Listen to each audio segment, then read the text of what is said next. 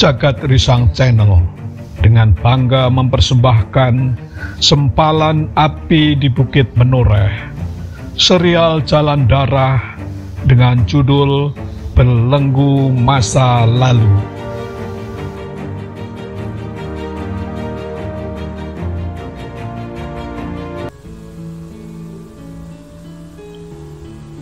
Dugaan Ki Rogopati tidak meleset.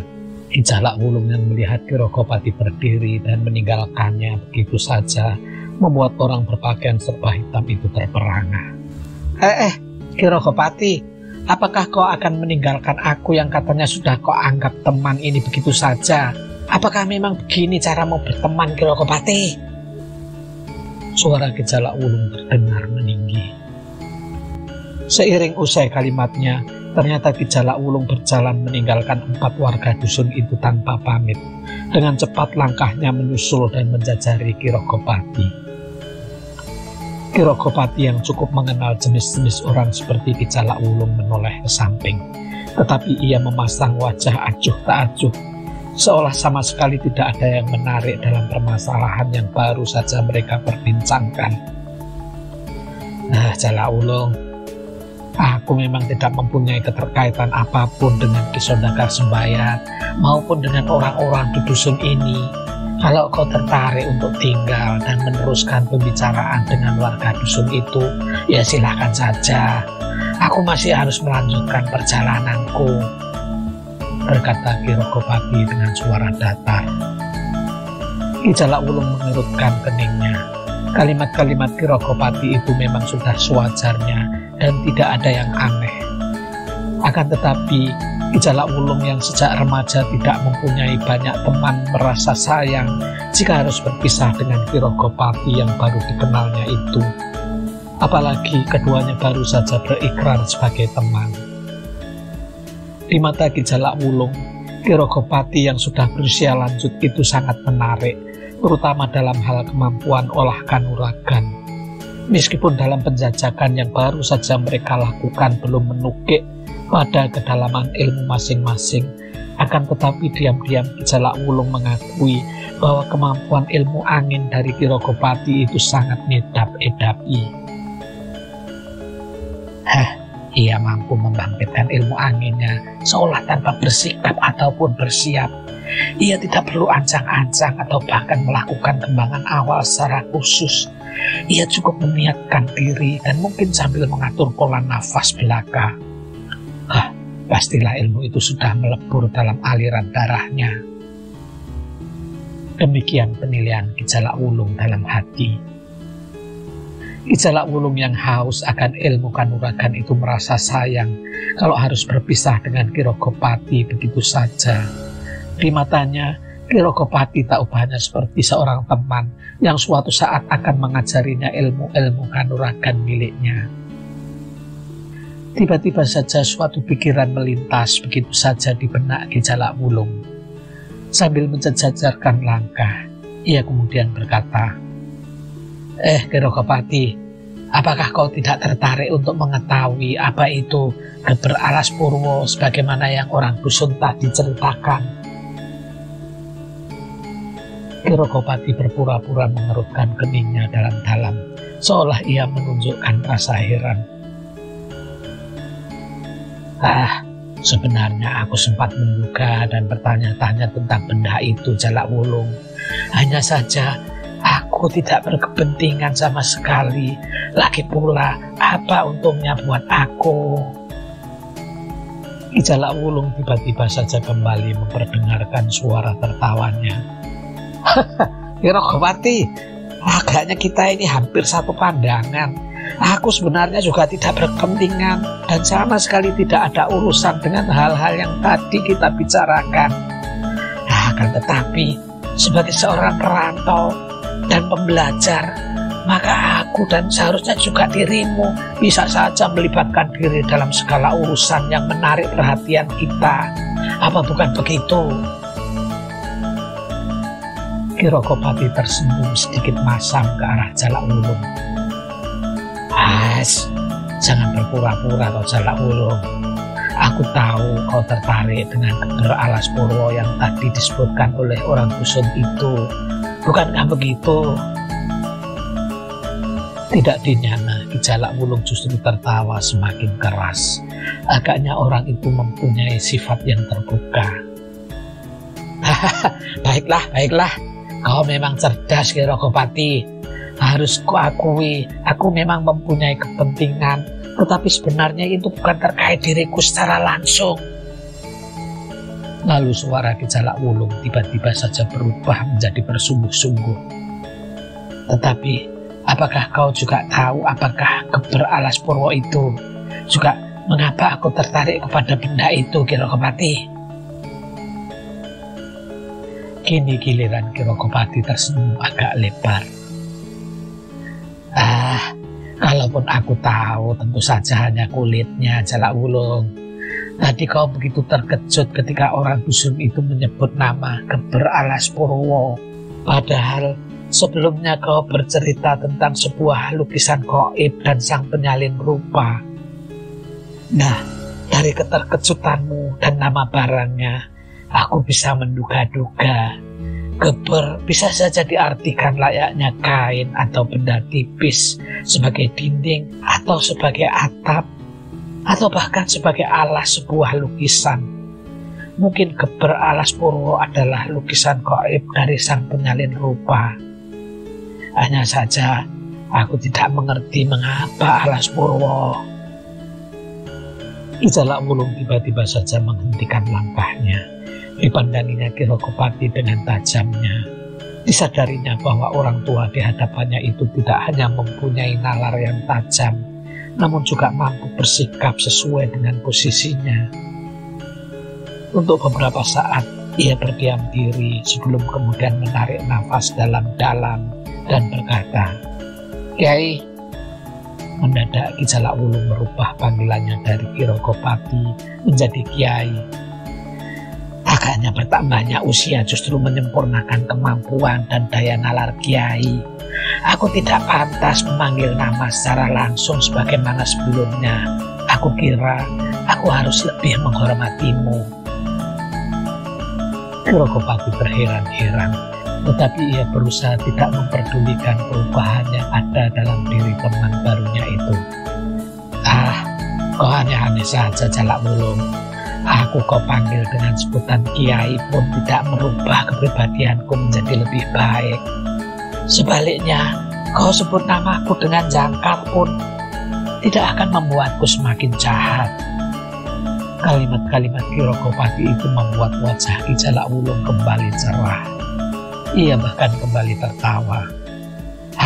Tetapi Pangeran Madiun yang menganggapku sebagai teman itu tidak bersikap sepertimu. Aku masih harus sering membungkuk dan berhati-hati dalam berbicara agar tidak membuatnya tersinggung. Kalau membungkuk itu membuat kemampuan kanuragan kita semakin tinggi, maka aku pun akan melakukannya, Jalak Wulung. Sahut Ki Rogopati dengan kalimat cepat. Kedua orang yang berselisih umur itu saling berpandangan sebelum kemudian tertawa berderai bersama-sama. Agaknya mereka menemukan kesesuaian dalam bersikap sehingga merasa cocok satu sama lain. Demikianlah perjalanan yang sudah tidak terlalu jauh itu mereka tempuh berdua dengan saling bercerita. Ki Rogopati lebih banyak bertanya dan berusaha tidak menampakkan ketertarikan atas cerita Ki Jalak Wulung. Pada kenyataannya, ia memang belum tahu terlalu banyak tentang masalah yang tiba-tiba saja menarik perhatiannya. Siapa tahu ini menuntunku untuk menemukan jejak Rogo Jumantoro anakku.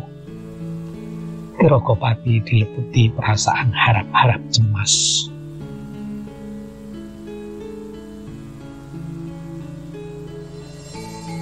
Sementara itu, di bumi perdikan Menoreh, Roro Wangi duduk berhadapan dengan ayahnya, Ki Gede Menoreh, dan juga Ki Waskito pamannya. Angin sore hari membuat suasana rumah begitu sejuk.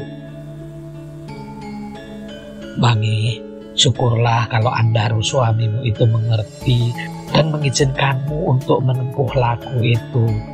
Aku kira apa yang akan kita lakukan juga tidak akan mempengaruhi kehidupan sehari-hari di bumi perdikan ini, berkata Ki Gede Menoreh dengan wajah cerah. Ki Waskita yang duduk di sebelah Ki Gede juga ikut tersenyum. Katanya kepada Roro Wangi, semoga wajah perguruan keluarga Menoreh semakin cerah, Ger. Sementara Ki Gede sibuk dengan kegiatan sehari-hari, aku akan lebih banyak membantumu, khususnya saat di sanggar nanti. Roro Wangi mengangguk-anggukkan kepalanya, tetapi ia tidak langsung menjawab. Ada semacam keraguan dalam dirinya untuk menyampaikan sesuatu dengan lebih terbuka. Hal itu terbaca oleh Ki Waskita maupun Ki Gede Menoreh. Wangi, apakah ada unek-unek atau sesuatu yang ingin kau sampaikan? Bertanya Ki Gede Menoreh. Roro Wangi menarik nafas dalam-dalam sambil memperbaiki letak duduknya. Ia memang lebih baik mengatakannya dengan jelas tentang apa yang ada di benaknya. Ayah dan juga Paman Waskita, sebenarnya aku sempat berpikiran yang sedikit berbeda. Mumpung Kakang Andaru juga sudah memberi izin, aku ingin melakukan laku ini tidak seperti biasanya. Aku ingin seperti kata pepatah, sekali merengkuh dayung, 2-3 pulau terlampaui. Ki Gede Menoreh maupun Ki Waskita saling berpandangan. Keduanya tidak terlalu mengerti maksud kalimat-kalimat Roro Wangi. Apa maksudmu, Wangi? Jelaskanlah agar kami lebih mengerti, bertanya Ki Gede Menoreh kemudian. Roro Wangi memang sudah menyiapkan kalimat-kalimat untuk menerangkan maksud dan tujuannya. Hanya saja ia merasa perlu untuk menata kalimatnya itu kembali. Ayah dan juga Paman, sebelumnya aku sudah pernah menempuh laku untuk penguasaan dan penyempurnaan Aji Pedit Agung, ajian yang mampu mendahului gerak wadak sehingga bisa melukai lawan tanpa menyentuhnya. Dari petunjuk Ki Jayaraga atau yang juga dikenal sebagai Ki Ragapati, aku mulai bisa mengatur beberapa unsur dalam tubuh dan jiwaku. Hanya saja sejauh ini aku memusatkan perhatianku pada 2 unsur saja, yaitu unsur air dan unsur udara. Aku merasa tidak percaya diri kalau harus mengolah unsur api sebagaimana yang dikuasai oleh Ki Ragapati. Roro Wangi berhenti sejenak sambil pandangannya terlempar ke halaman samping. Dulu aku berpuasa dan menuntaskan semua laku itu di rumah Sangkal Puntung dan hanya masuk sanggar di saat-saat tertentu, seolah laku itu hanya sebagai sebuah kerja sambilan meskipun aku melakukannya dengan bersungguh-sungguh. Kini aku akan melakukannya dengan kesungguhan dan niat yang besar serta dengan cara yang sedikit berbeda. Ki Waskita berdebar-debar mendengar kalimat-kalimat Roro Wangi itu. Tidak dapat dipungkiri bahwa putri Ki Gede Menoreh ini mempunyai bakat yang cukup kental, disertai otak atau pemikiran yang lantip. Karena itu, Ki Waskita tidak menyela atau bertanya, melainkan menunggu penjelasan Roro Wangi lebih lanjut. Ia justru penasaran dengan apa yang ada di benak Roro Wangi itu. Sebaliknya, Ki Gede Menoreh menjadi tidak sabar dan minta agar Roro Wangi menjelaskan maksudnya dengan lebih rinci. Ayah dan juga Paman Waskita, aku pernah mendengar Raden Sutawijaya melakukan 3 laku sekaligus, yaitu Pati Geni, Topo Ngalong, dan sekaligus berendam dalam sebuah sendang yang airnya sangat dingin. Kalau tidak salah, Kakang Arya Sedayu juga pernah melakukan 2 laku sekaligus, sehingga selain memperoleh ilmu meringankan tubuh yang tidak tertandingi, Kakang Sedayu juga kebal terhadap segala jenis racun. Nah, meskipun aku tidak mampu mendekati kemampuan mereka, tetapi aku ingin meniru mereka sebatas kemampuanku. Wajah Ki Gede dan Ki Waskita nampak menegang. Keduanya tidak menyangka bahwa Roro Wangi mempunyai tekad yang sedemikian besar dalam melakukan laku tirakat. Akan tetapi keduanya masih menunggu kalimat dan penjelasan lebih lanjut dari Ibunda Gilang ini. Roro Wangi sendiri menyadari bahwa dua orang tua di hadapannya itu menunggu penjelasan yang lebih terinci. Aku tentu saja tidak mampu meniru Kakang Aryosdayu maupun Raden Sutowijoyo untuk melakukan laku yang berat seperti itu. Hanya saja aku ingin memusatkan perhatianku pada unsur air dan udara. Air sebagai sumber kehidupan yang senantiasa memberi kesejukan, akan tetapi juga mampu membekukan segala sesuatu layaknya inti embun. Udara yang memberi kenyamanan, akan tetapi bisa berubah menjadi angin ribut, bahkan angin lesus yang bisa menyapu semua yang dilaluinya. Tiba-tiba suara Roro Wangi berubah sedikit merendah. Ayah dan Paman Waskita, dasar-dasar pengelolaan dua unsur dalam tubuh itu aku sudah memahami dan serba sedikit menguasainya.